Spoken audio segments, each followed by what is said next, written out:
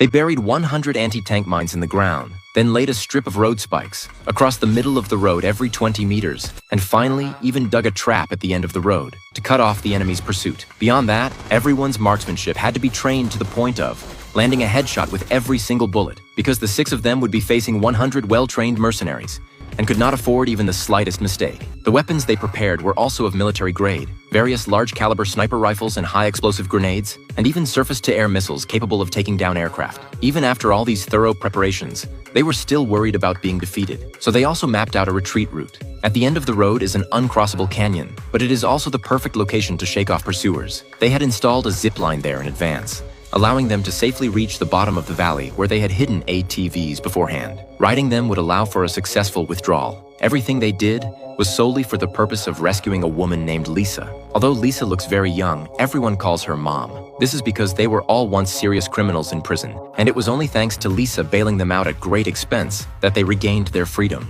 This title reflects everyone's loyalty to her. Mom.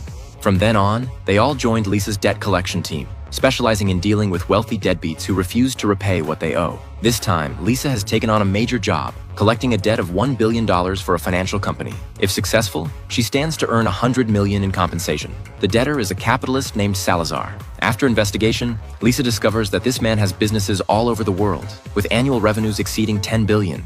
Yet he refuses to repay even $1 billion. He even keeps a group of mercenaries, specifically to assassinate debt collectors. But Lisa is no ordinary person. She has her own methods for dealing with this kind of deadbeat. She has her assistant Sid tip off the Saudi government that Salazar is constructing an unauthorized hotel. He had only been approved to build a hotel of 130,000 square feet, but privately expanded it to 150,000 square feet. Upon learning this, the government immediately ordered workers to forcibly halt construction and handed Salazar a fine of $4 million per week. She then sends another assistant, Branco, to an offshore oil drilling platform in Spain to quietly sabotage the core power system inside. The entire drilling platform instantly stops operating, losing at least $500,000 a day.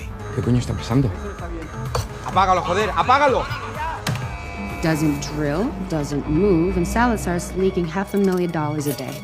But these losses are still not enough to bring down a deadbeat like Salazar. So Lisa has Sid disguise himself as a businessman to attend a chess club. The chess club is hosted by a man named Wolfgang, who is Salazar's accountant and is responsible for helping Salazar handle some funds of questionable origin. To get close to Wolfgang, Sid prepares a set of loaded dice, allowing him to win every game without taking a single cent from his opponents. This successfully catches Wolfgang's attention. In his eyes, businessmen are extremely money-driven, but Sid's uniqueness makes him very intrigued. So he decisively challenges Sid to a game, which is exactly the trap Sid has set. This time, Sid switches to normal dice and deliberately loses to Wolfgang. But Sid claims he has no cash on him and instead offers a gift to settle the debt. The gift is a precious Trojan mouse statue, something Wolfgang has long dreamed of owning. He then places it in his workplace. Little does he know that hidden inside the statue are several pinhole cameras. When Wolfgang opens his computer to work, everything on the screen related to Salazar's illegal dealings is seen clearly by a hacker. Lisa then hands this evidence over to the international court,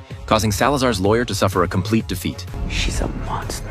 At this point, Salazar can no longer sit still. Soon, a large portion of his assets are frozen. He then begins his counterattack. Before Lisa even returns to America, he sends his men to abduct her and bring her to his private island. Everything on the island is under his control. Even the police answer to him. His goal is simple: force Lisa to withdraw the charges or keep her imprisoned on the island forever. However, Lisa has a group of capable sons under her command, so she is not the least bit afraid of this threat. Sure enough, the next day, the sons launch a rescue operation. Branco and Sid disguise themselves as police officers and walk directly into the police station's armory, taking control of the guards inside. They each take a rifle, then quietly enter the cell block and effortlessly subdue the completely unsuspecting prison guards, locking them inside the cells. They think this will be enough to successfully rescue Lisa, but the moment they walk out of the cell block, they run into several more police officers. At first, the two only intend to intimidate them, but these officers insist on drawing their weapons, so they no longer hold back.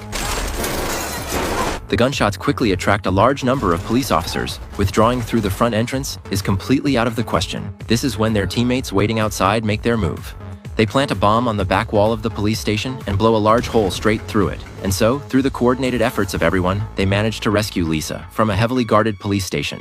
But leaving the island proves to be extremely difficult. The moment they get into the vehicle, the police notice something is wrong and give chase. To make matters worse, Salazar's mercenaries also close in from another road to cut them off.